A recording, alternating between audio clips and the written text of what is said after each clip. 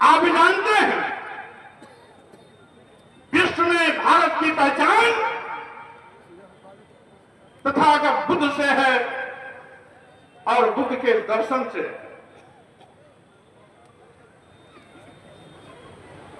यहां तक कि हमारे देश के प्रधानमंत्री या राष्ट्रपति दुनिया के किसी भी देश में जाते हैं तो वहां पर भारत के विषय में भारत की ओर से प्रतीक के रूप में दूसरे देशों के राष्ट्राध्यक्ष को तथागत बुद्ध की प्रतिमा दी जाती है। और साथ ही साथ जब कभी शांति की बात आती है तो हमारे देश के प्रधानमंत्री जी भी कहते हैं हम उस भारत से आए हैं जहां बुद्ध पैदा हुए थे और जहां बुद्ध की बात होती है वहां युद्ध की बात नहीं हो सकती है। ये भारत की पहचान बुद्ध से है। ये हमारी अतीत गौरवमयी संस्कृति है। हजारों साल तक ये भारत बौद्धमय था। नागवंश, कभी नागवंशी शासक, कभी हर्यक वंशी, कभी वत्स साम्राज्य, कभी नंदवंश, कभी मौर्य साम्राज्य, कभी पाल साम्राज्य और महाराज हर्षवर्धन तक ये सिलसिला लगातार चला आता रहा। आप जानते हैं ये जो कुंभ मेला का आयोजन इस संगम तट पर होता है इसका भी श्रेय बौद्ध राजा महाराज हर्षवर्धन को जाता है, क्योंकि ये परंपरा उन्होंने शुरू की है। आज हमारी संस्कृति को लोगों ने चुराया है। हमारी संस्कृति को अपनाकर अपना बताया है। ये हमारी संस्कृति की खासियत है कि लाख कोशिश किया लोगों ने मिटाने को, फिर भी हमारी बौद्ध धर्म की संस्कृति सबके सिर पर चढ़ करके बोलती है, कोई इसको मिटा नहीं सकता।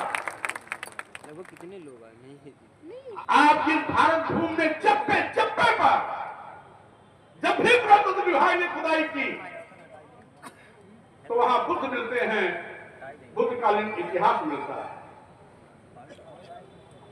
अभी आपके इसी इलाहाबाद सीतामढ़ी में घाट पर पक्की सड़क बनाने के लिए खुदाई हुई, जेसीबी से खुदाई हुई तो वहां लगभग 6 फुट ऊंची बुद्ध की प्रतिमा मिली। गंगा तट में हाईवे बन रहा था, बदाई में खुदाई हुई तो बुद्ध की प्रतिमा एक नहीं अनेकों मिली। अयोध्या में 3 बार खुदाई हुई, तीनों बार वहां बुद्ध और बुद्धकालीन अवशेष मिले। चालू करो। आज चप्पे चप्पे पर बुद्ध है, बुद्ध का दर्शन है, बुद्ध का विचार है। जापान जैसे मुट्ठी भर लोगों का देश, जहां का राष्ट्र बौद्ध धर्म है, तकनीकी क्षेत्र में अमेरिका को भी शिकस्त देने की पावर रखता है। यानी बुद्ध का दर्शन विज्ञान का दर्शन है, व्यवहारिक दर्शन है। उस समय सोचिए, वो सम्राट अशोक जिसके भारत में अफगानिस्तान भी था, पाकिस्तान भी था, बांग्लादेश भी था, म्यांमार भी था, भूटान भी था, नेपाल भी था, वो अखंड भारत, इसने विशाल अखंड भारत का शासक सम्राट अशोक ने अपने बेटे महेंद्र संघमित्रा को उस समय लंका भेजा था तथा बुद्ध के विचारों को फैलाने के लिए। यही नहीं साथियों, इस देश में बुद्ध का दर्शन है क्या? वो दर्शन है करुणा, मैत्री, बंधुत्व यानी प्यार का, भाईचारे का। संतों गुरुओं की इसी विचारधारा को सामाजिक परिवर्तन आंदोलन के रूप में मानकर कांशीराम जी ने सम्मान स्वाभिमान की भूख जगाने के लिए, सत्ता शासन में हुक्मरान बनाने के लिए, अपना खोया हुआ गौरव वापस लाने के लिए निरंतर संघर्ष किया। इसलिए मैं अपनी ओर से, आप सब लोगों की ओर से अपने इन महापुरुषों को कोट कोट नमन करता हूं, वंदन करता हूं,